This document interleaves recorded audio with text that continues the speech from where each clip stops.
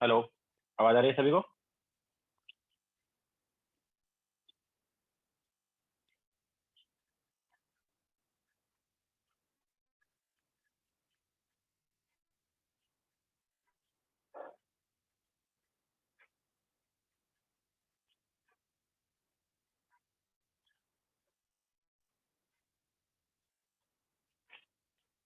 Hello. आवाज आ रही है?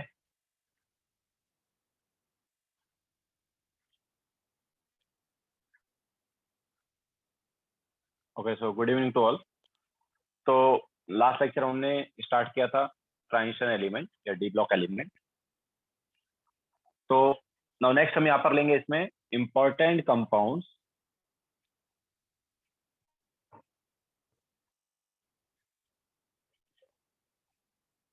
Of D block elements.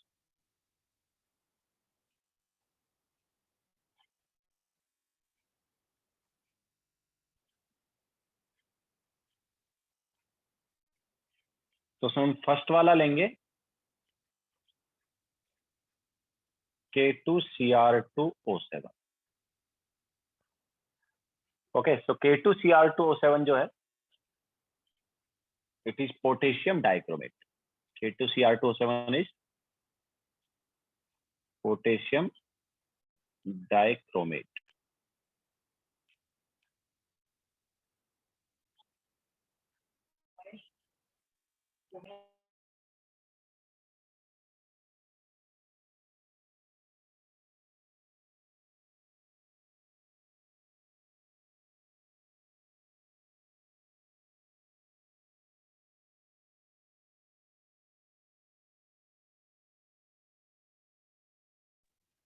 तो पोटेशियम डाइक्रोमेट इज K2Cr2O7। अच्छा, नाउ डाइक्रोमेट जो है वो अपने पास Cr2O7 नेगेटिव जो है वो डाइक्रोमेट है। Okay, Cr2O7 negative is dichromate ion.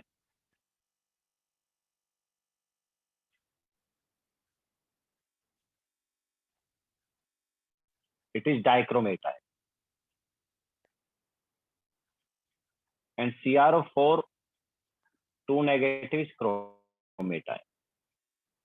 ठीक है, हम पढ़ेंगे वैसे पोटेशियम डाइक्रोमेट, बट दोनों में डिफरेंस क्या है वो बता लेते।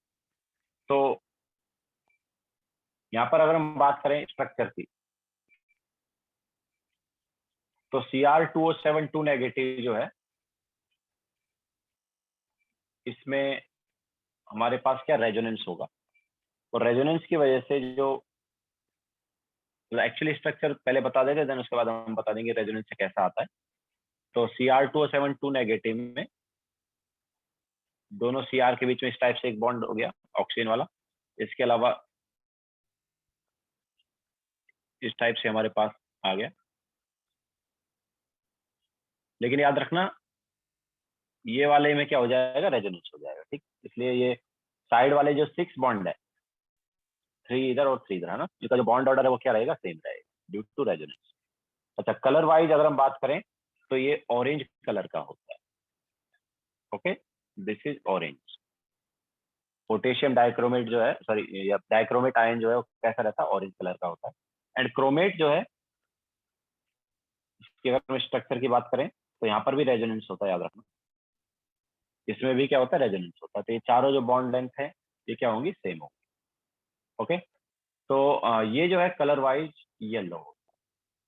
ठीक है, डाइक्रोमेट जो ऑरेंज होता है एंड क्रोमेट जो है वो येलो होता है। इसके अलावा oxidation number of Cr in both is +6। ठीक है, दोनों में अगर ऑक्सीडेशन नंबर Cr देखेंगे तो यहाँ पर भी +6 है और यहाँ पर भी प्लस, दोनों जगह Cr का ऑक्सीडेशन नंबर इज +6। तो अब हम पोटेशियम डाइक्रोमेट की बात करेंगे कि वो प्रिपरेशन उसका कैसे किया जाता है, देन उसके बाद उसकी प्रॉपर्टीज वगैरह ले लेंगे। तो लिखो पहले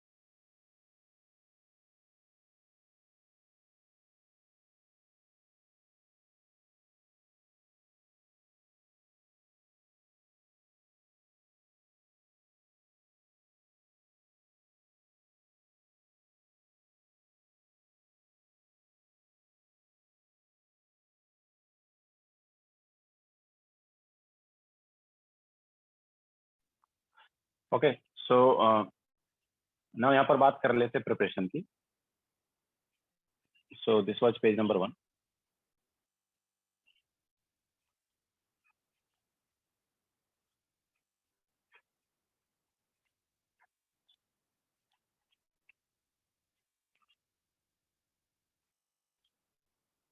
तो प्रिपरेशन में देखो, ये जो पोटेशियम डाइक्रोमेट है, ये 2-3 स्टेप में यहाँ पर बनेगा। तो सबसे फर्स्ट वाले स्टेप में यहाँ पर क्या होता है, रोस्टिंग होता है। ठीक है, तो फर्स्ट वाले स्टेप में रोस्टिंग होता है, किसका होता है, इट इज 4FeO.Cr2O3।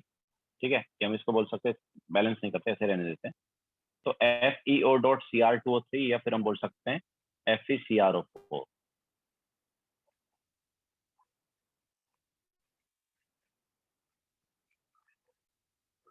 ठीक है, FeCr2O4। तो जिसे हम क्या बोलते हैं, this is nothing but chromite. FeCr2O4 जो है, ये क्या हो गया, दिस इज क्रोमाइडो। तो इसका रोस्टिंग किया जाता है। ठीक है, रोस्टिंग किया जाएगा, और किसके साथ रोस्टिंग किया जाएगा, with Na2CO3। Na2CO3 roasting obviously in the presence of air होता है ना, तो रोस्टिंग किया जा रहा है। रोस्टिंग मीन्स हीटिंग, है ना, in the presence of air. तो इससे Na2CrO4 मिलेगा। ठीक है, that is obviously sodium dichromate. इसके अलावा Fe2O3 मिल जाएगा, एंड CO2 मिल जाएगा। तो ये पहला स्टेप। देन इसका नेक्स्ट वाले स्टेप में ये जो क्रोमेट है, वो डाइक्रोमेट में कन्वर्ट हो। ओके, तो क्रोमेट को आगे बाद में प्रॉपर्टीज में भी बताएंगे कि जो क्रोमेट आयन है, वो विद एसिड डाइक्रोमेट में कन्वर्ट हो जाता है। H2SO4 के साथ ये हमें बनाए देगा sodium dichromate, Na2Cr2O7 plus Na2SO4 आ गया, एंड प्लस H2 आ गया। ठीक है, सो ये हमारे पास सोडियम डाइक्रोमेट आ गया ना। सोडियम डाइक्रोमेट को हम पोटेशियम डाइक्रोमेट में कन्वर्ट कर, तो उसके लिए ऑब्वियसली किसी पोटेशियम सॉल्ट को लेंगे हम। ठीक है, सो Na2Cr2O7 प्लस पोटेशियम सॉल्ट ले लिया, जैसे मान लो KCl ले लिया, तो यहाँ पर डबल डिस्प्लेसमेंट होगा, एंड K2Cr2O7 आ गया, प्लस NaCl आ गया। ठीक है, तो इस टाइप से K2Cr2O7 जो है, वो क्या हो जाएगा, प्रिपेयर हो जाएगा।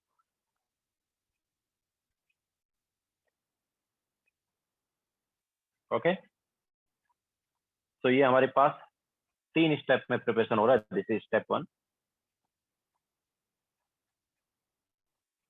This is step 2, and this is step 3।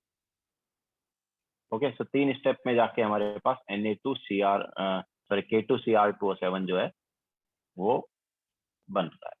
Okay, तो इस टाइप से हमारे पास ये हो गया preparation. This is page number 2। Now इसके हम प्रॉपर्टीज देखेंगे, तो लिख लो ये, फिर आगे चलते हैं।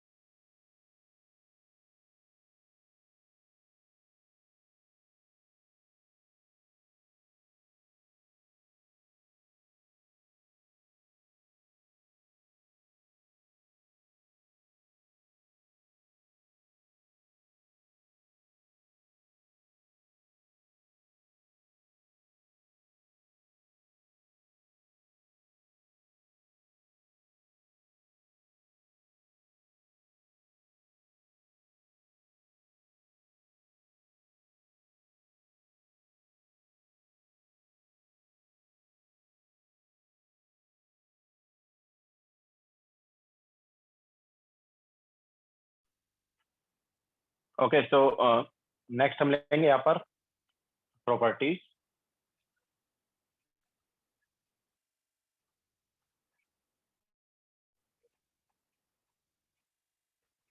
तो देखो जो हमारे पास K2Cr2O7 है, पोटेशियम डाइक्रोमेट जो है,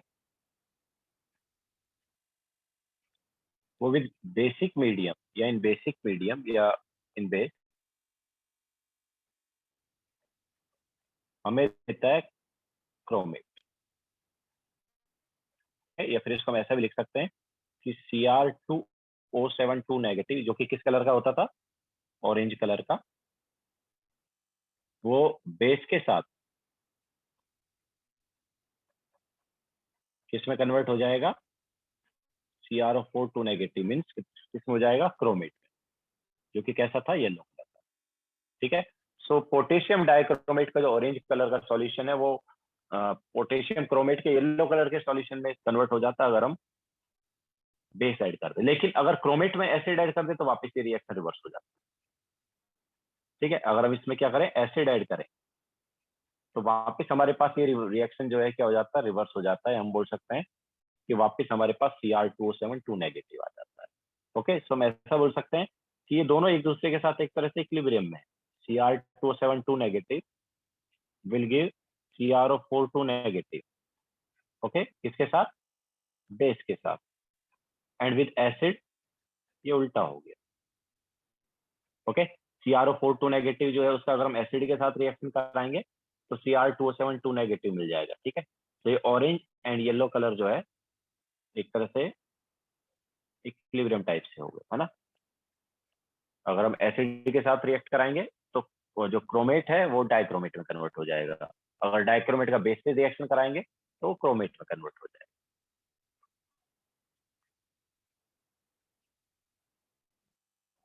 ठीक है, तो ये फर्स्ट वाला हो गया।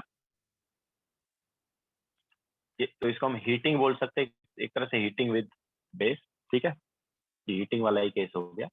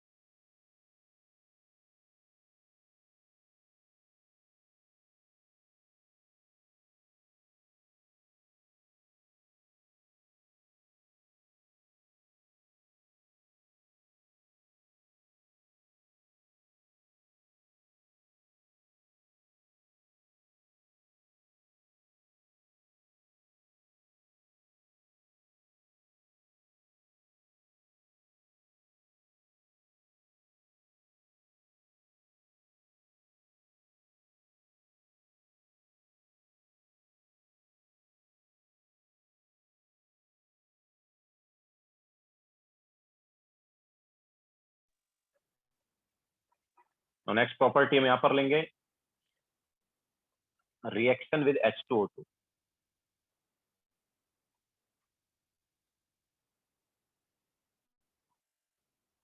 तो H2O2 के साथ हमारे पास डीप ब्लू कलर आ जाता है।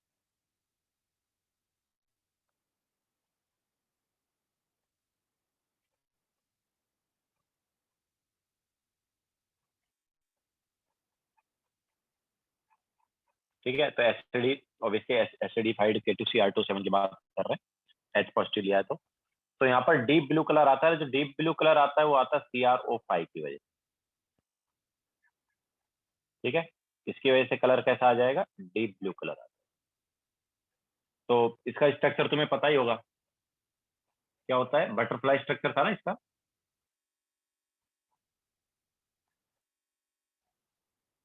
ओके, इसका स्ट्रक्चर बटरफ्लाई स्ट्रक्चर होता है। इसका कलर कैसा है, डीप ब्लू कलर है। ऑक्सीडेशन नंबर क्या होता था इसका, +6 होता था। ओके, तो दिस इज बटरफ्लाई स्ट्रक्चर।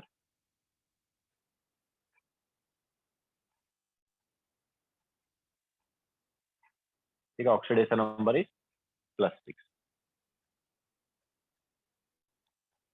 लेकिन कुछ टाइम बाद जो ब्लू कलर है वो चला जाता है, गायब हो जाता है, क्योंकि CrO5 जो है CR3 पॉजिटिव आयन में डिकम्पोज हो जाता है। ओके, तो blue colour fades away in aqueous solution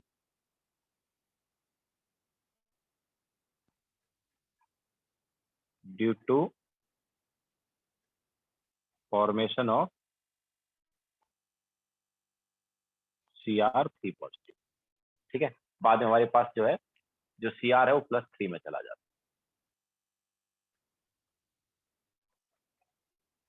है। इसके अलावा रिएक्शन विद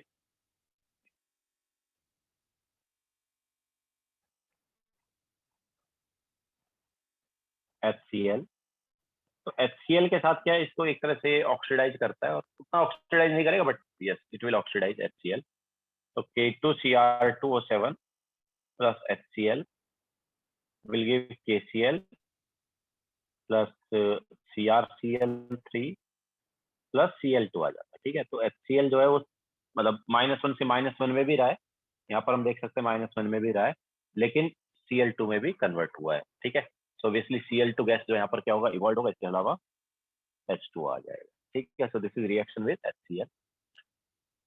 तो ये प्रॉपर्टी होगा। मेन प्रॉपर्टी इसकी जो आएगी वो है ऑक्सीडाइजिंग एजेंट। ठीक है, K2Cr2O7 जो है इन एसिडिक मीडियम मतलब कि HCl नहीं, H2SO4। ठीक है, सो इन डाइल्यूट H2SO4 ये ऑक्सीडाइजिंग एजेंट का काम करता है। तो लिख लो ये, फिर आगे चलते हैं।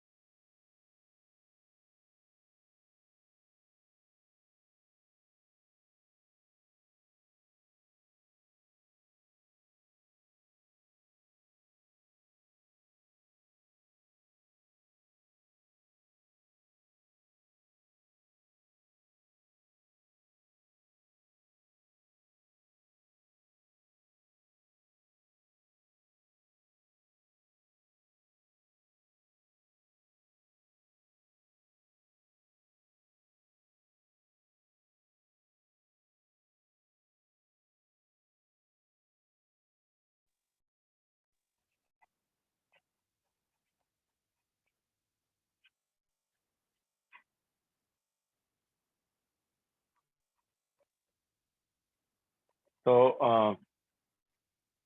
यस सार्थक।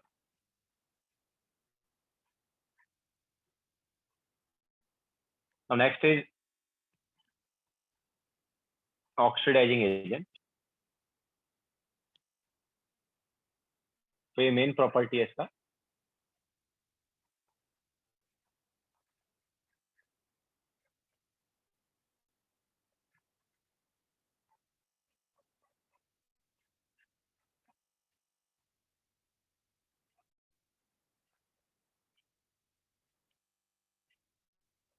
देखो acts as strong oxidizing agent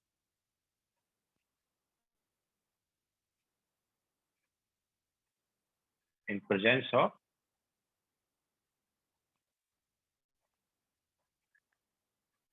dilute H2SO4। तो खुद क्या करता है, तो खुद जो है वो रिड्यूस होकर Cr3 पॉजिटिव देता है, तो +6 से +3 में चला जाएगा। तो मतलब लाइक रिडॉक्स रिएक्शन इसकी देखें तो हम बोल रहे हैं कि ये खुद किस में जाएगा, +3 में जाएगा। तो बैलेंस कैसे करते थे, ये 2 आ गया है ना, तो इधर 6 पॉजिटिव आ गया। अच्छा, देन इसके बाद ऑक्सीजन बैलेंस करने के लिए right hand side 7H2 add कर सकते हैं। हाइड्रोजन बैलेंस करने के लिए left hand side 14H positive. अब इसके बाद चार्ज बैलेंस जब करेंगे तो लेफ्ट हैंड साइड कितना आ जाएगा हमारे पास, 6 इलेक्ट्रॉन आ जाएगा। ठीक है, तो ये बैलेंस रिएक्शन है। तो इसका जो ई नॉट होता है ये कितना होता था, इट इज 1.3। तो इस टाइप से ये हमारे पास रिड्यूस होगा। तो खुद +6 से किस में जाएगा, +3 में जाएगा। ओके, +6 से +3 में जाएगा। तो दूसरे को क्या करेगा, ऑक्सीडाइज करेगा। तो किसको किस में ऑक्सीडाइज करेगा वो देख लेते हैं। तो आई नेगेटिव जो है उसको ये I2 में ऑक्सीडाइज कर देगा। आई नेगेटिव को किस में ऑक्सीडाइज कर देगा, I2 में ऑक्सीडाइज कर देगा। Fe2 पॉजिटिव जो है, जो भी फेरस वाले सॉल्ट होंगे उनको Fe3 पॉजिटिव मतलब फेरिक सॉल्ट कन्वर्ट कर देगा। सल्फाइट जो है, सल्फाइट मतलब SO3 नेगेटिव, उनको सल्फेट में कन्वर्ट कर देगा। H2S जो है उसको सल्फर में कन्वर्ट कर देगा। इसके अलावा अगर हम यहाँ पर लेंगे SO2, तो SO2 को ये SO4 नेगेटिव में कन्वर्ट कर देगा।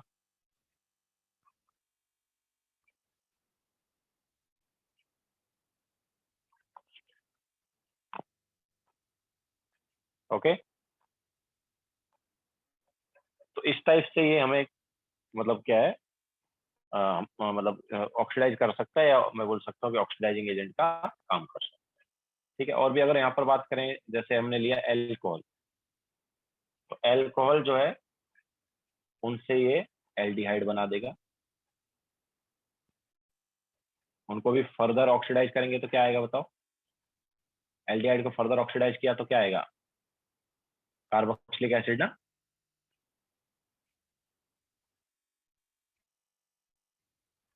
ठीक है, तो इस टाइप से ये एल्कोहल को ऑक्सीडाइज कर सकता है, एल्डिहाइड्स को भी ऑक्सीडाइज कर सकता है। ओके, तो ये ऑक्सीडाइजिंग एजेंट का काम करेगा। क्रोमिल क्लोराइड टेस्ट हमने ऑलरेडी देख लिया इसका ना, Cl नेगेटिव का आता था ना test, chromyl chloride test. E naught is SRP ना, it is SRP, E naught is SRP, this is SRP।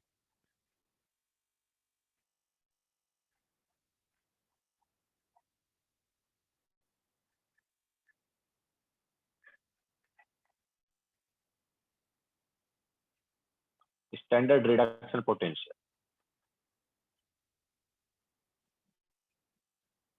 ठीक है, सो खुद रिड्यूस होगा, खुद किस में रिड्यूस होगा, +6 से +3 में जाएगा और बाकी को ऑक्सीडाइज करेगा। तो किसको किस में ऑक्सीडाइज कर सकता है वो हमने तुम्हें अभी बताया।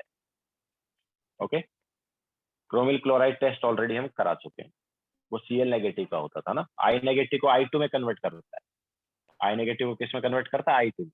लेकिन Cl नेगेटिव को Cl2 में कन्वर्ट नहीं करता था, याद है, क्रोमिल क्लोराइड बनता था। एंड क्रोमिल क्लोराइड जो है वो बाद में क्रोमेट दे देता था विद NaOH, है ना। क्रोमेट का येलो कलर का सॉल्यूशन आता, देन पोटेशियम वाले सॉल्ट से रिएक्शन करके येलो कलर का PPT मिलता है। Okay, so that is chromyl chloride test, हम ऑलरेडी करा चुके हैं इन सॉल्ट एनालिसिस।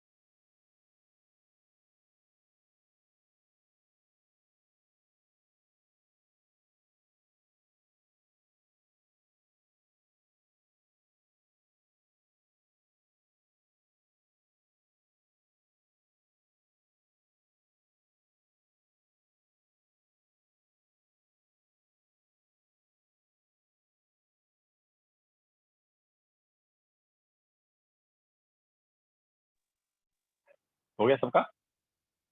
तो नेक्स्ट हम लेंगे यहाँ पर तो ये फर्स्ट वाला हमारे पास इंपॉर्टेंट कंपाउंड था K2Cr27 पोटेशियम डाइक्रोमेट। नेक्स्ट हम लेंगे यहाँ पर potassium permanganate KMnO4, that is potassium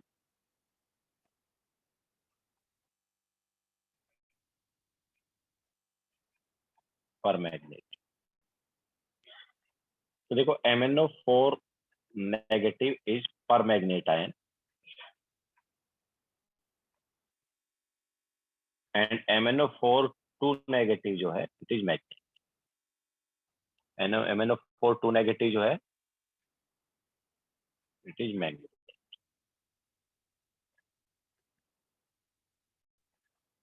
तो स्ट्रक्चर की अगर हम बात करें, दोनों में रेजोनेंस होता है वैसे। तो यहाँ पर ऐसा कुछ है एंड MnO4 2 नेगेटिव में अगर हम देखें,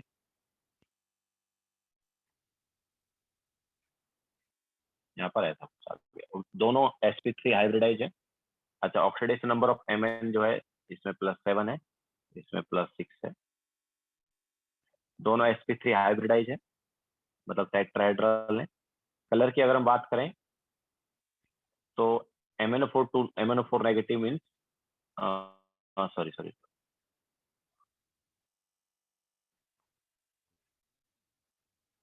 या तो MnO4 नेगेटिव जो है it is purple in colour. ठीक है, ये कैसा होता है, पर्पल होता है। And MnO4 negative means magnet जो है वो ग्रीन। ठीक है, बाकी दोनों जो है उनका हाइब्रिडाइजेशन क्या होगा, sp3 होगा, मीन्स टेट्राएड। ठीक है, दोनों sp3 होंगे, ये हम बोल सकते हैं टेट्राएड्रल।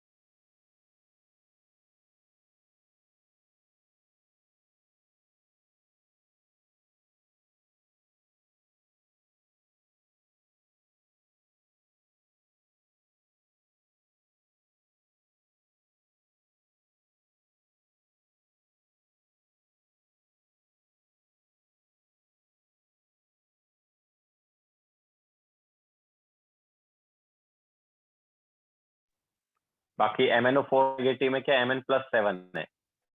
ओके, सो यहाँ पर अनपेड इलेक्ट्रॉन नहीं है, बट MnO4 नेगेटिव में Mn+6 है, तो यहाँ पर एक अनपेड इलेक्ट्रॉन है ना।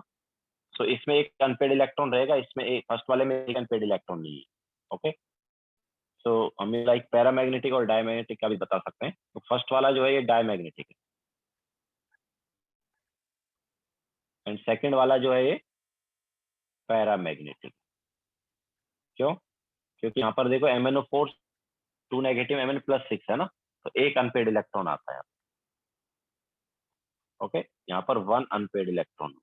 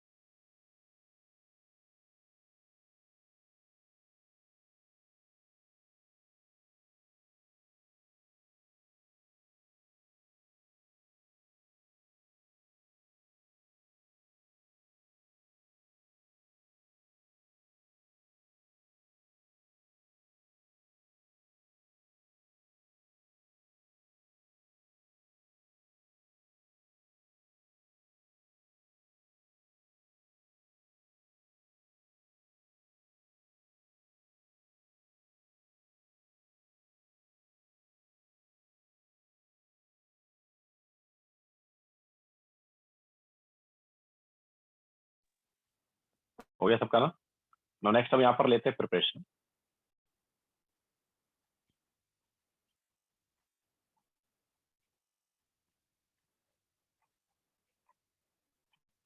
तो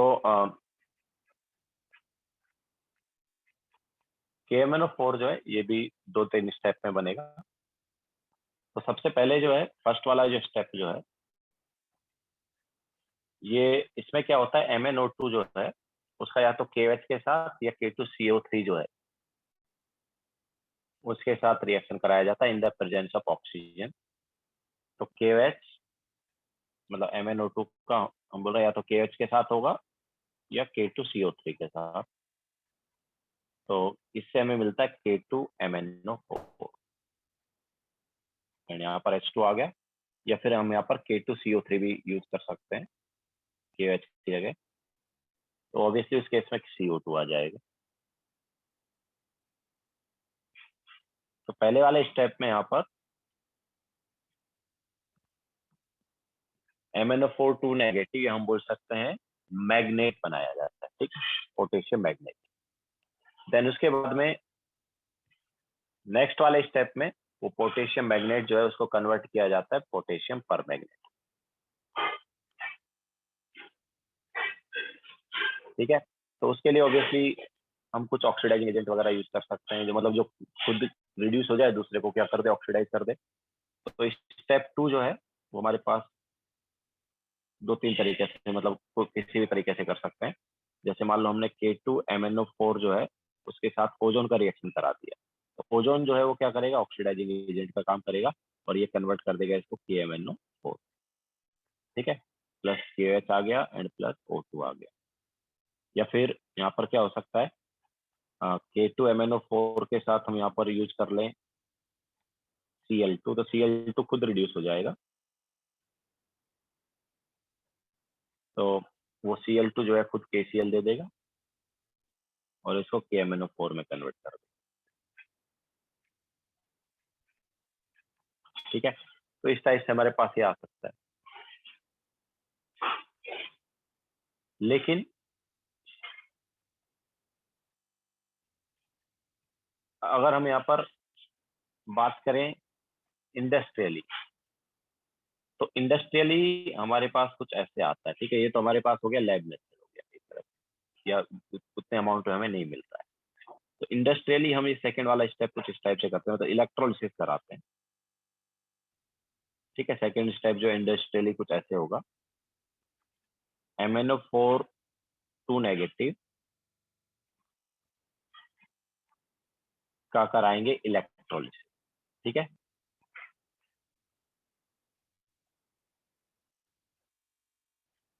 तो ये किसमें कन्वर्ट हो जाएगा, मतलब ये ऑक्सीडाइज हो जाएगा किसमें, ये हम बोल सकते हैं ये इलेक्ट्रोलिटिक ऑक्सीडेशन करा रहे हैं, ठीक है, इलेक्ट्रोलिटिक ऑक्सीडेशन, ठीक है। फर्स्ट स्टेप से हमें क्या मिल गया, K2MnO4 मिल गया। ये सेकंड स्टेप में हम मतलब ऐसा करेंगे, तो ऑक्सीडेशन कराएंगे तो ऑब्वियसली +6 से किस में चला गया, +7 में चला गया ना, ऑक्सीडेशन हो रहा है, ठीक है। तो इस टाइप से हमारे पास यहाँ पर क्या इलेक्ट्रोलिटिक ऑक्सीडेशन हो जाएगा।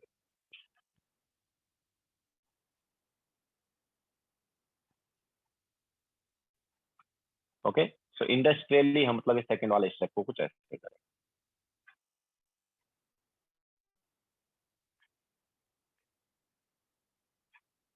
तो ये हमारे पास हो गया इसका प्रिपरेशन,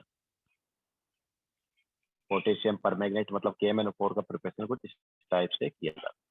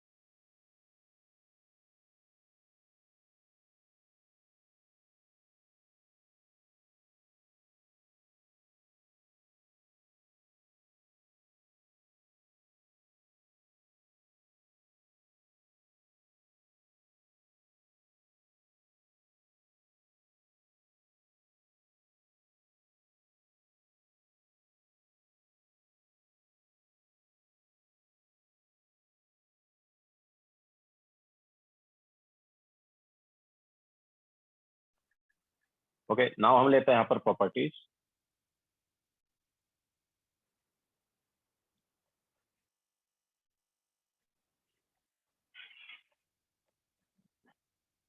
एंड इसमें हम पहले लेंगे heating.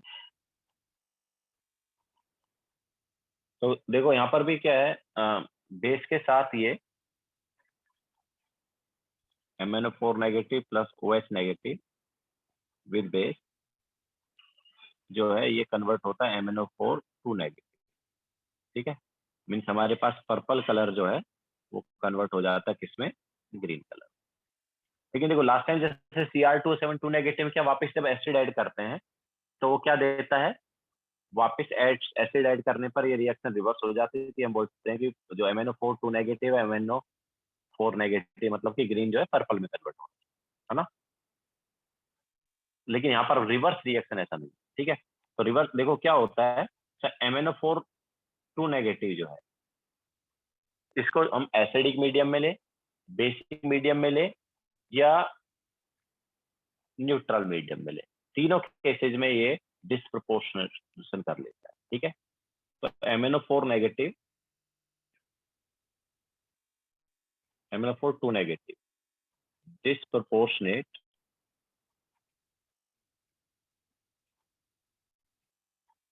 in acidic, basic and neutral medium। ठीक है, रिवर्स रिएक्शन मतलब एसिड के साथ रिवर्स रिएक्शन नहीं होगी और एक्चुअली में क्या हो जाएगा, डिस्प्रोपोर्शनेशन हो जाएगा। ठीक है, तो MnO4 two negative disproportionates in acidic basic and neutral medium. तो देखो क्या है, किस टाइप से डिस्प्रोपोर्शनेशन होता है, तो MnO4 two negative will give MnO4 negative. ये तो होता ही है, मतलब ये तो इसमें आया बट साथ साथ और कुछ भी आ जाता है, और वो और कुछ क्या आता है देखो, और हमारे पास यहाँ पर आ जाता है MnO। ठीक है, सो MnO4 टू नेगेटिव जो है MnO4 नेगेटिव में भी जा रहा है और MnO2 में भी जा रहा है। सो +6 से +7 में भी चला जाता है वो, एंड +4 में भी चला जाता है। ठीक है, तो यहाँ पर क्या है, यहाँ पर हम देख सकते हैं ये हुआ ऑक्सीडेशन एंड ये हो गया रिडक्शन। ठीक है, तो डिस्प्रोपोर्शनेशन हो रहा है ना। ओके, तो यहाँ पर ऑक्सीडेशन एंड रिडक्शन दोनों होते हैं और इसी को हम क्या बोलते हैं, डिस्प्रोपोर्शनेशन। ठीक है, तो ये एक प्रॉपर्टी होगी। इसके अलावा मेन प्रॉपर्टी इसका भी वही ऑक्सीडाइजिंग एजेंट का ही। ठीक है, ये भी क्या है, ऑक्सीडाइजिंग एजेंट का काम करता है।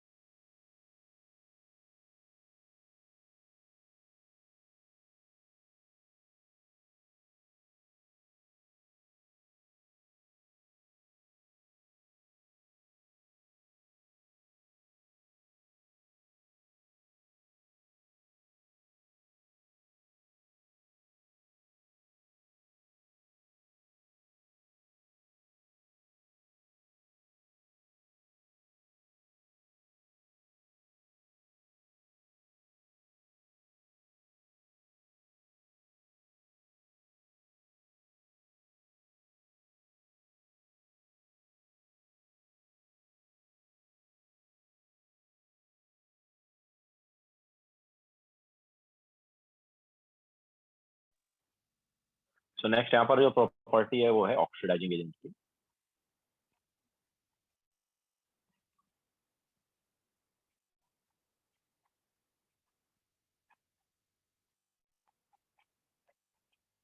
तो it acts as oxidising agent या पावरफुल ऑक्सीडाइजिंग, काफी स्ट्रॉन्ग ऑक्सीडाइजिंग एजेंट होता है। तो it acts as strong oxidising agent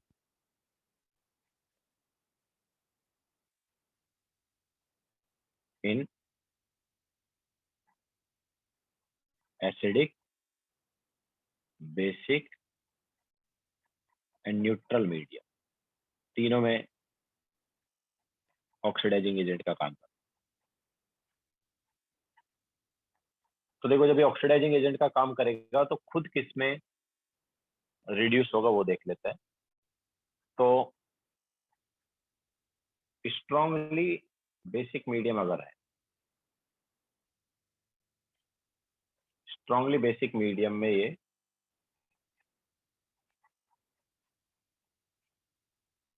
strongly basic medium में ये MnO4 2 नेगेटिव में जाता है। ओके, स्ट्रांगली बेसिक मीडियम में MnO4 2 नेगेटिव, मतलब +7 से वहां पर किसमें जाता है, +6। इसके अलावा फेयरली बेसिक अगर है या न्यूट्रल है, ठीक है, न्यूट्रल और फेयरली बेसिक, तो ये MnO2 में जाता है, मतलब +7 से किस में जाएगा, +4 में जाएगा। एंड अगर एसिडिक मीडियम है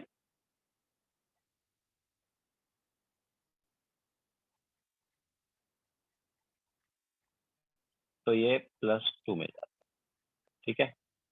तो वहां पर +7 से +2 में जाएगा। ओके, सो एन फैक्टर अलग अलग केस में अलग अलग आएगा इसका, है ना। अगर हम बात करेंगे एन फैक्टर की, तो इस केस में एन फैक्टर 1 होगा, इस केस में एन फैक्टर क्या होगा, चेंज 3 है, और इस केस में एन फैक्टर क्या होगा, 5 होगा, है ना। सो एन फैक्टर अलग है तो ऑब्वियसली इक्विवेलेंट मास जो है वो भी क्या आएगा, तीनों केसेस में अलग अलग आएगा, ठीक है। तो ये तीनों केसेस में अलग अलग तरह से रिड्यूस होता है। ओके, मेनली जो मीडियम यूज किया जाता है वो या तो न्यूट्रल एंड फेयरली बेसिक वाले होते हैं या एसिडिक वाले होते हैं, स्ट्रांगली बेसिक मीडियम जनरली लेते हैं, ठीक है।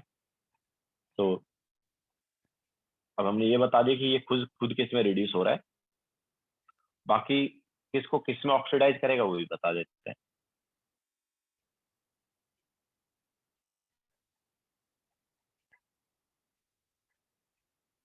दिस वाज पेज नंबर 9 ना, या 8 we already done. Okay, so this is 9।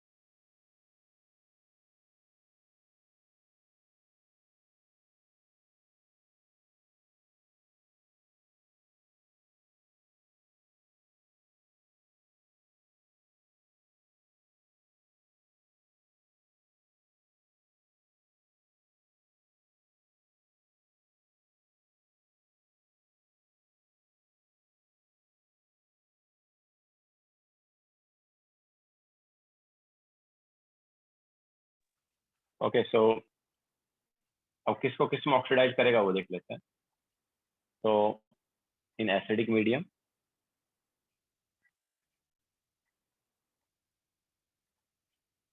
तो इन एसिडिक मीडियम अगर हम यहाँ पर देखें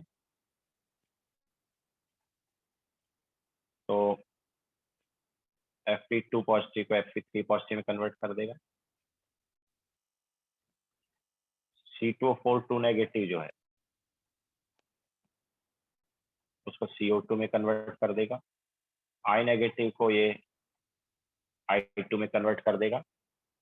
H2S को सल्फर में कन्वर्ट कर देगा।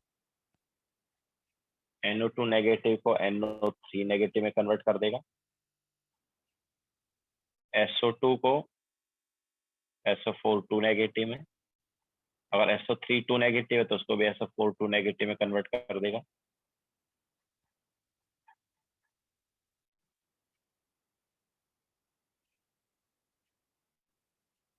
अगर हमारे पास यहाँ पर HX है, HX मतलब यहाँ पर X जो है वो Cl, Br और I में से कुछ रहेगा, ठीक है। तो हम बोल सकते हैं HCl है, HBr है या HI, इन तीनों में से कोई भी है तो उसको H2 में कन्वर्ट कर देगा।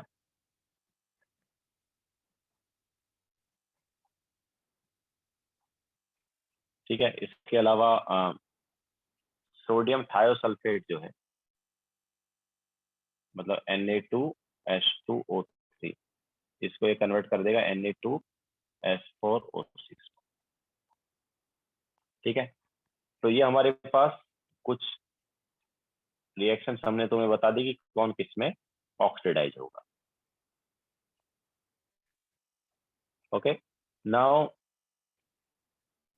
ये तो हमने बता दिया कि कौन किस में ऑक्सीडाइज हो रहा है। अब हम ये सॉरी, ये हमने मीडियम लिया एसिडिक, ठीक है। अब हम बात कर लेते, अच्छा ये भी एसिडिक का ही है यार, हाँ ये रिएक्शन जो है ये भी एसिडिक का ही है। नेक्स्ट हम लेते हैं इन बेसिक। तो बेसिक मीडियम में ऑलमोस्ट यही रिएक्शन होंगी। थोड़ा डिफरेंस आएगा, जैसे आई नेगेटिव जो है वो IO3 नेगेटिव में कन्वर्ट, ठीक है। तो बेसिक मीडियम में भी ऑलमोस्ट सेम रिएक्शन है, बस कुछ रिएक्शन यहाँ पर डिफरेंस आ सकता है। जैसे हम बता रहे हैं कि आई नेगेटिव जो है वो IO3 नेगेटिव में कन्वर्ट हो गया, बाकी H2S जो है यहाँ पर भी सल्फर में कन्वर्ट होगा। ओके, SO3 2 नेगेटिव जो है वो यहाँ पर भी SO4 2 नेगेटिव में कन्वर्ट होगा। तो मेन अपने पास ऑलमोस्ट सेम वही है, बस एक तो ये आई नेगेटिव वाला गया। इसके अलावा देखो ये H2O3 वाला जो है Na2H2O3 वाला, इसमें भी थोड़ा डिफरेंस है। सोडियम थायोसल्फेट जो है वो यहाँ पर सोडियम सल्फेट बनाएगा Na2SO4। ओके, तो इसमें भी थोड़ा डिफरेंस आएगा। तो मेन अपने पास जो है डिफरेंस वाले ही है। ओके, इन दोनों में डिफरेंस आ रहा है। इसके अलावा Mn+2 जो है वो ऑब्वियसली यहाँ पर मतलब कम प्रोपोर्शनेशन होगा एक तरह से, ठीक है। अगर हम यहाँ पर एक रिएक्शन लेते हैं,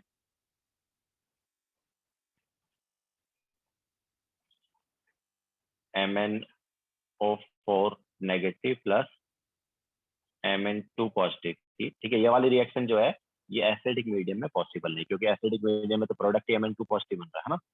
तो अगर हम बेसिक मीडियम में Mn2 पॉजिटिव का रिएक्शन कराते हैं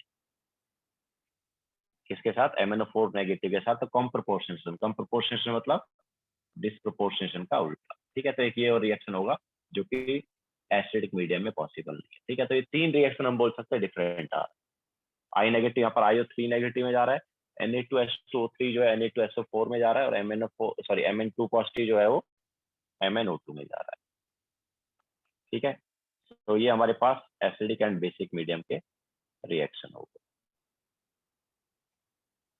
ठीक है। तो इन बेसिक बोल सकते हैं, बेसिक कौन सा, फेयरली बेसिक है ना, याद रखना, इट इज फेयरली बेसिक, और न्यूट्रल में भी सेम ही रहेगा, ठीक है। सो इन फेयरली बेसिक या फिर न्यूट्रल,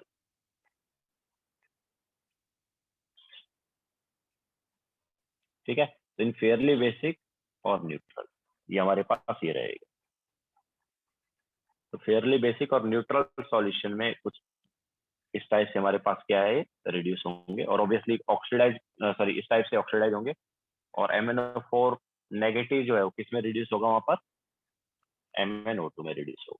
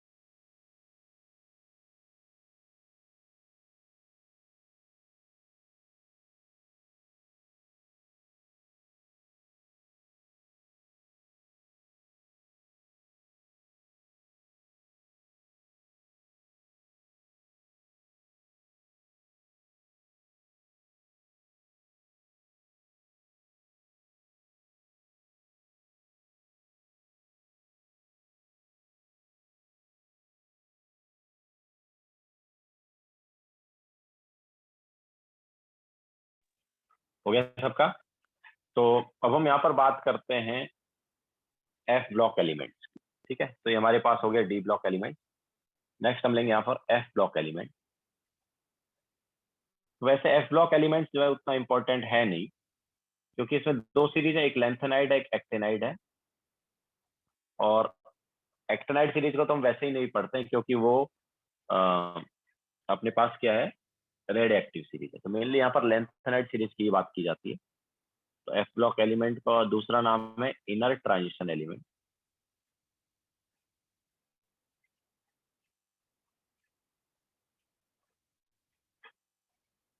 तो यहाँ पर दो ग्रुप हैं, सॉरी, दो पीरियड में आते हैं ये। फर्स्ट वाला जो पीरियड है इनका वो है 4F सीरीज वाला, जो कि किस पीरियड में बताओ? 4F सीरीज आता है 6th पीरियड में। ठीक है, और ये 4F सीरीज जो है एक्चुअली इसका नाम क्या है? It is lanthanide. ठीक है, एंड दूसरा अपने पास कौन सा सीरीज है?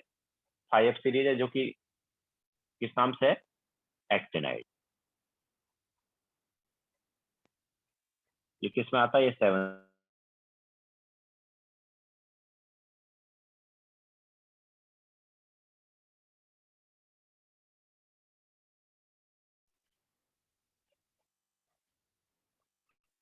तो लेंथेनाइड और एक्टेनाइड हमारे पास दो सीरीज है।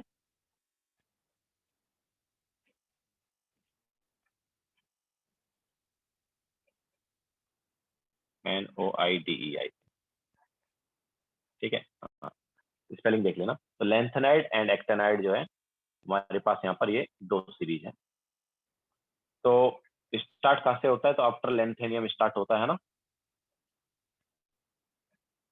सो लेंथेनियम जो है उसका एटॉमिक नंबर क्या था? 57 था। तो उसे नेक्स्ट वाला एलिमेंट अपने पास है सी।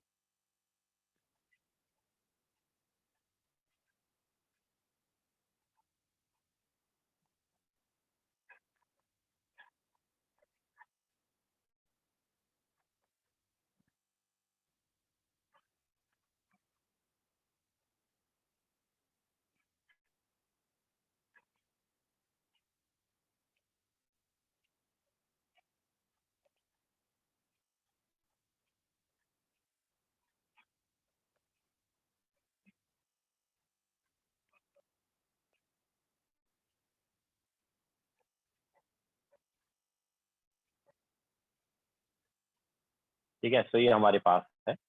फर्स्ट वाला जो है उसका एटॉमिक नंबर है 58, और लास्ट वाला जो है इसका एटॉमिक नंबर है 71। ठीक है, सो इनका अगर हम इलेक्ट्रॉनिक कॉन्फ़िगरेशन देखें,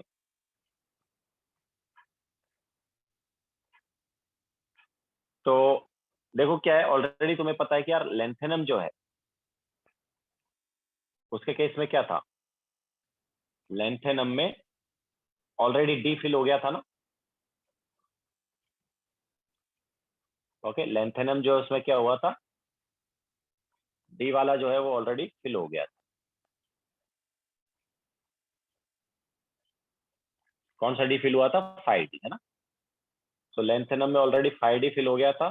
तो 5D फिल होने के बाद फिर वैसे 5D फिल होना ही नहीं चाहिए था, क्योंकि 6X के बाद डायरेक्ट क्या फिल होना चाहिए था? 4F। लेकिन एक एलिमेंट जैसे हम बता रहे हैं कि लेंथेनम आ जाता है और उसमें 5D फिल हो जाता है। ओके, तो बाद में यहाँ पर इलेक्ट्रॉनिक कॉन्फ़िगरेशन जो है वो कुछ इस टाइप से रहता है।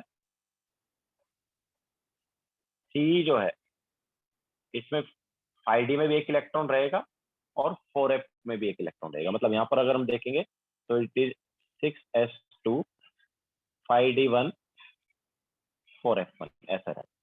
ठीक है, लेकिन इसके बाद में जो हमारे पास एलिमेंट आते हैं उनमें नहीं रहता है। मतलब वहां पर क्या, अगर नेक्स्ट वाले की हम बात करेंगे तो उसमें 5D1 एंड 4f2 होना चाहिए था, बट उसमें 5D में इलेक्ट्रॉन नहीं है। वो इलेक्ट्रॉन किस में आ जाता है? 4f में ही आ जाता है। ठीक है, तो यहाँ पर 6s2 5D0 एंड 4f3 हो जाएगा। क्या हो जाएगा इससे? 4f3। देन इसे नेक्स्ट वाले में 4f4, इसे नेक्स्ट वाले में 4f5, इसे नेक्स्ट वाले में 4f 6, इसे नेक्स्ट वाले में 4f7। अब देखो इन सभी में 5d जो है वो 0 है, इन सब में 5d जो है वो क्या है 0 है। लेकिन वापिस जब gd पर आते हैं, जो कि एटॉमिक नंबर क्या है उसका 64, ओके, gd जो है उसका एटॉमिक नंबर क्या है 64 है। तो वापिस gd पर आने पर हमारे पास क्या है, फिर से d में एक इलेक्ट्रॉन चला जाता है, क्योंकि f8 हुआ और f8 से ज्यादा स्टेबल क्या है f7, बिकॉज वो हाफ फील्ड है। तो यहाँ पर वापस फिर से क्या होता है, फिर से यहाँ पर 5d में एक इलेक्ट्रॉन आ जाता है और फिर 4f7 हो जाता है। याद रखना इन सभी में 5d में क्या था 0 था, ओके, ये बीच वाले जितने भी इनमें सब में 5d में क्या है 0 है।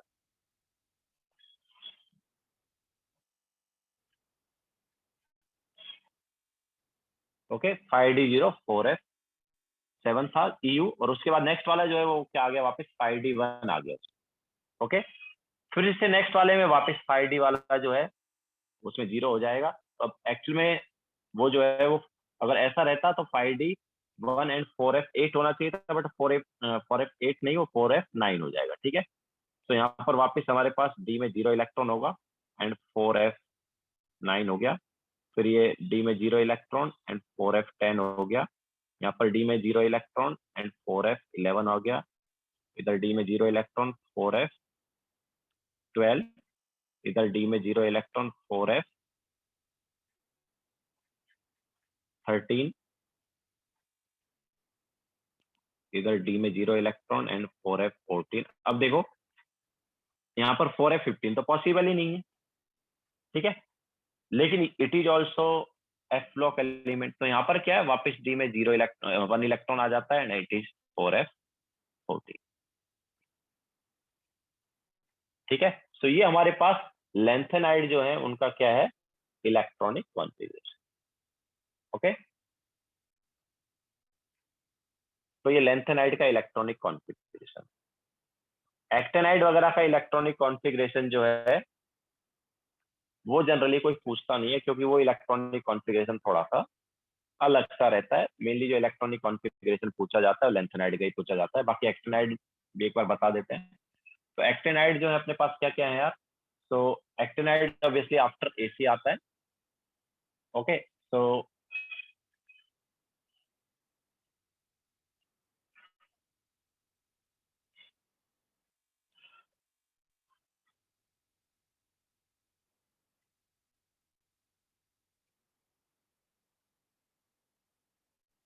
अच्छा, एलिमेंट वगैरह जनरली याद रखने की जरूरत नहीं है।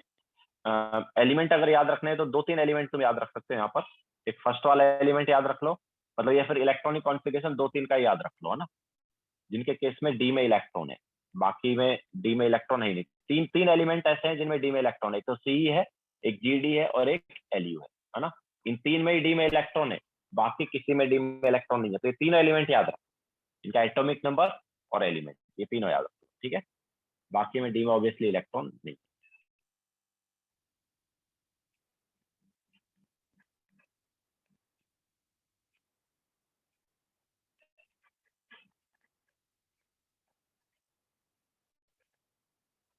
वैसे इस सीरीज को याद रखने का भी एक तरीका है, बट वो जरूर मतलब रिक्वायरमेंट है नहीं इसकी, बिकॉज एफ ब्लॉक एलिमेंट से कोई इस टाइप से पूछता नहीं है, और वो एक्सपेक्ट भी नहीं करते तुम्हें कि तुम एलिमेंट का नाम याद रखो, ठीक है, तुमसे एक्सपेक्ट नहीं किया जाता है।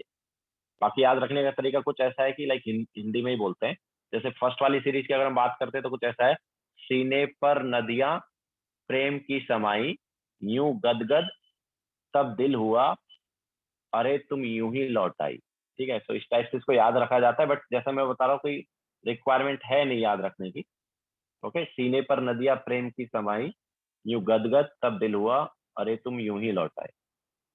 इसी टाइप से सेकंड वाला जो सीरीज है एक्टिनाइड वाला सीरीज, इसको याद रखने का कुछ तरीका ऐसा है कि तांगे पर उन पे नजर पड़ी, आसमान कड़का, बिजली कड़की, एहसान फरामोश निकली लड़की। ठीक है, सो इस टाइप से उसको भी याद रख सकते हो, बट रिक्वायरमेंट है नहीं। तो जस्ट हम एलिमेंट का नाम लिख रहे हैं, देन इलेक्ट्रॉनिक कॉन्फ़िगरेशन लिख रहे हैं, एलिमेंट का नाम भी याद रखने की जरूरत नहीं है। तो फर्स्ट वाली सीरीज में जस्ट 3 एलिमेंट को याद रखना है, C, GD and LU with atomic number. ठीक है, बाकी अगर वो इलेक्ट्रॉनिक कॉन्फ़िगरेशन पूछेगा तो वो एटॉमिक नंबर तुम्हें दे देगा, देन ऑब्वियसली एटॉमिक नंबर के बेसिस पर तुम बता ही सकते हो डी में एक भी इलेक्ट्रॉन नहीं होगा, बस डी में इलेक्ट्रॉन सी, जी, डी और एल यू के केस, है ना। हाँ, वापिस आते हैं अभी इस पर। तो T H, P A U N P, P U A M, तांगे पर उन पे नजर पड़ी, आसमान कड़का, बिजली कड़की,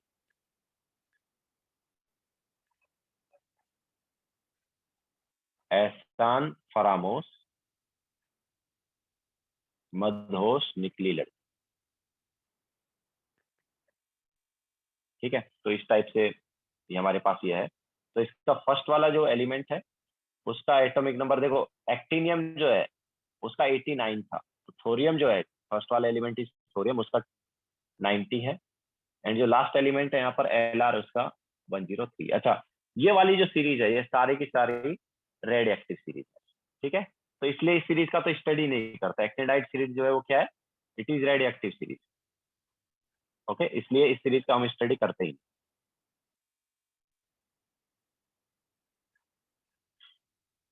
इट इज रेडियो एक्टिव। ठीक है, दैट्स व्हाई सीरीज का स्टडी नहीं किया जाता।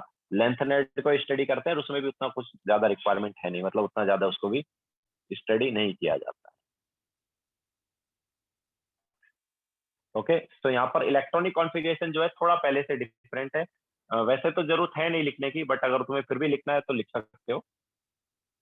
तो देखो लास्ट टाइम क्या था, लास्ट टाइम फर्स्ट वाले एलिमेंट में ही एफ एंटर हो गया था भाई, है ना।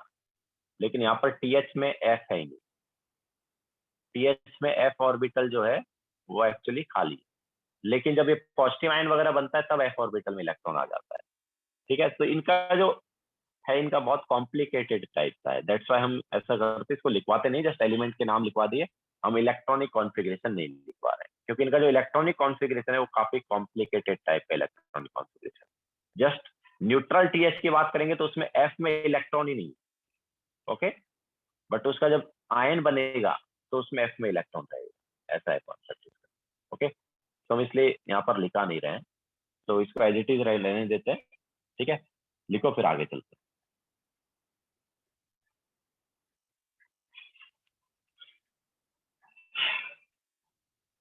तो जनरल इलेक्ट्रॉनिक कॉन्फ़िगरेशन क्या हो गया फिर इनका सभी का। जनरल इलेक्ट्रॉनिक कॉन्फ़िगरेशन जो है वो क्या हुआ, it is NH2, N-1 D, 0 और 1। एंड F कौन सा है, F है अपने पास N-2 वाला, और उसमें कितने से कितना इलेक्ट्रॉन है, 1 to 14, है ना। यही होगा ना जनरल इलेक्ट्रॉनिक कॉन्फ़िगरेशन। डी में 0 या 1 इलेक्ट्रॉन आ सकता है ना। तो NH2, N-1 D, 0 और 1। इसके अलावा N-2 F, 1 to 14। ठीक है, this is general electronic configuration.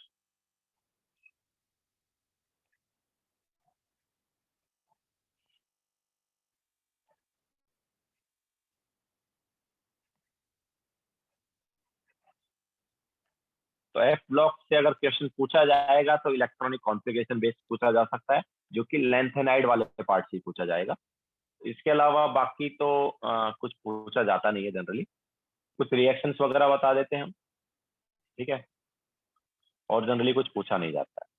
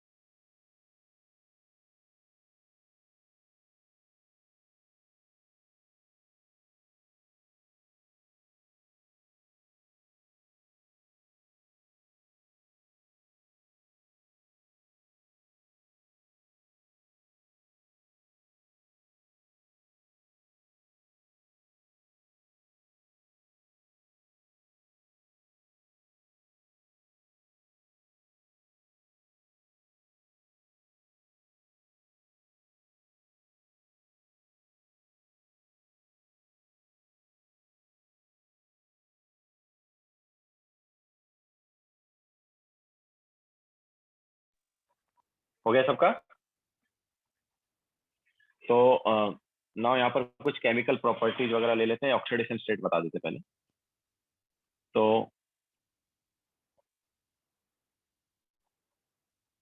Oxidation state की अगर हम बात करते हैं तो most common oxidation state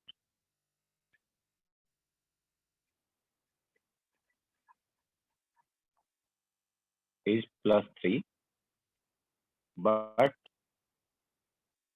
+2 and +4 जो है वो भी हमारे पास यहाँ पर मिलती है, but +2 and +4 are also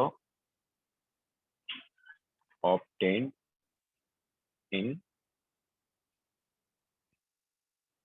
solutions and in solid compounds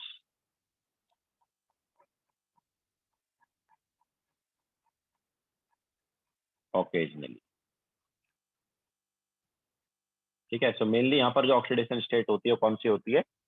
+3 oxidation state होती है जितने भी लैंथेनाइड्स हैं।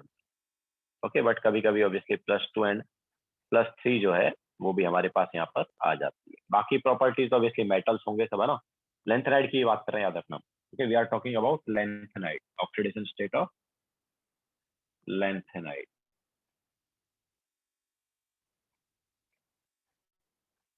ओके, हम लेंथेनाइड के ऑक्सीडेशन स्टेट की बात कर रहे हैं और उन्हीं की प्रॉपर्टी भी देख रहे हैं। सो मेनली तो ये हमारे पास क्या है, सारे मेटल्स ही होंगे ऑब्वियसली, एंड मेल्टिंग पॉइंट वगैरह जनरली हाई होता है। ओके, ऑब्वियसली मेटल्स है तो good conductor of heat and electricity होंगे, डेंसिटी भी जनरली काफी रहेगी, तो वो सबका उतना कुछ है नहीं, वो तो जनरली मेटालिक प्रॉपर्टी आ गए। केमिकल प्रॉपर्टी और देख लेते हैं, मतलब रिएक्शन वगैरह कैसे रहेगी। तो केमिकल प्रॉपर्टीज में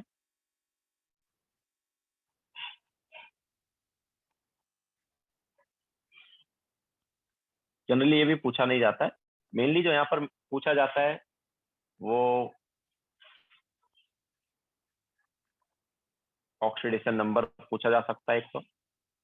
इसके अलावा दूसरा जो पूछा जा सकता है यहाँ पर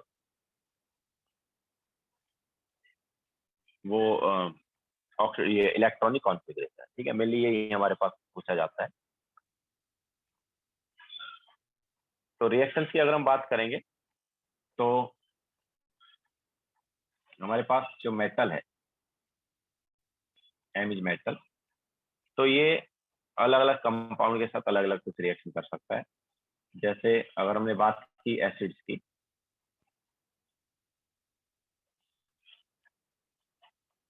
तो एसिड्स के साथ ये H2 दे देता है। ठीक है, एसिड के साथ जब रिएक्शन करता है तो क्या देता है? H2 देता है। H2O के साथ जब ये रिएक्शन करेगा तो वहां पर भी H2 निकलेगा, लेकिन साथ में हाइड्रोक्साइड आ जाएगा। ओके, यहाँ पर भी क्या है, एसिड निकलेगा बट साथ में क्या आ जाएगा? हाइड्रोक्साइड आ जाएगा। अच्छा, मैंने बोला most common oxidation state is +3, है ना। दैट्स वाई +3 वाला हाइड्रोक्साइड बनेगा, मतलब MOH होल थ्राइस वाला, प्लस क्या आ गया? H2 आ गया। ओके, हेलोजेंस की अगर हम बात करेंगे तो फिर ऑब्वियसली वहां पर भी ऐसे रिएक्शन हो सकता है। तो विद X2 मतलब हेलोजन, तो वहां पर क्या बनेगा? MX3 टाइप का बन जाएगा। ओके, अगर हम बात करेंगे ऑक्सीजन की तो O2 के साथ क्या है? O2 के साथ ऑक्साइड बनेगा, तो +3 वाला ऑक्साइड मतलब M2O3 टाइप।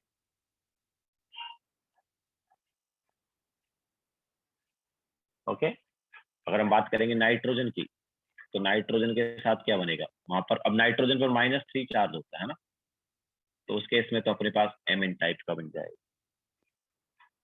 अच्छा, ऑक्सीजन और सल्फर के साथ सेम टाइप का रिएक्शन है ना, तो O2 एंड सल्फर, तो उनके साथ हम, क्योंकि ऑक्सीजन और सल्फर सेम ग्रुप में है। ओके, तो वहां पर हमारे पास सेम टाइप का आ जाएगा, तो M2O3 ऑक्सीजन के साथ एंड M2S3 सल्फर के साथ। ठीक है, तो इस टाइप से अपने पास आया। इसके अलावा अगर हम यहाँ पर रिएक्शन कराएंगे कार्बन के साथ, तो कार्बन के साथ थोड़ा अलग टाइप का रिएक्शन है। तो कार्बन के साथ यहाँ पर MC2 टाइप कंपाउंड बनेगा। ओके, तो ये हमने अलग अलग कंपाउंड के साथ रिएक्शन की बात की। ठीक है, मेनली हमने बात की है कि मोस्ट कॉमन ऑक्सीडेशन स्टेट जो है वो कौन सा है, +3 है इनका। ओके, तो दैट्स वाई मेन जो कंपाउंड बन रहे हैं देखो +3 ऑक्सीडेशन स्टेट वाले बन रहे। क्लियर है? तो दैट्स इट। इसी के साथ चैप्टर जो है अपना कंप्लीट हो गया है, D and F block element. F block element जैसा हमने पहले ही बताया कि उतना कुछ इंपॉर्टेंट है नहीं। ठीक है, उस वो जेई एडवांस के तो सिलेबस में भी नहीं है, जेई मेन के सिलेबस में है। एंड उसमें भी मतलब पूछा जाएगा तो इलेक्ट्रॉनिक कॉन्फ़िगरेशन वगैरह पूछा जाता है। ठीक है, या फिर ये जो कराया इसी में से कुछ आएगा, बाकी कुछ आएगा नहीं। एक्टिनाइड जो है वो रेड एक्टिव होते हैं। ठीक है, तो उनकी स्टडी हम करते ही नहीं, एक्टिनाइड्स का स्टडी नहीं किया जाता because they are red active.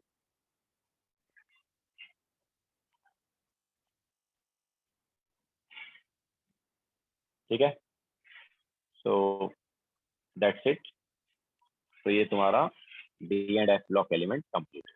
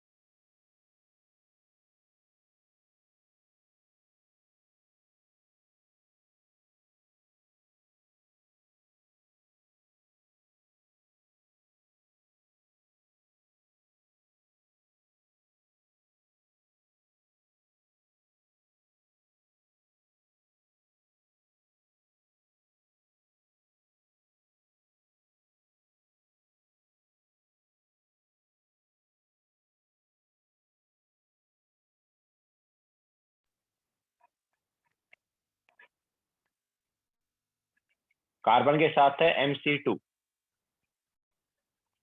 Carbon के साथ MC2 है।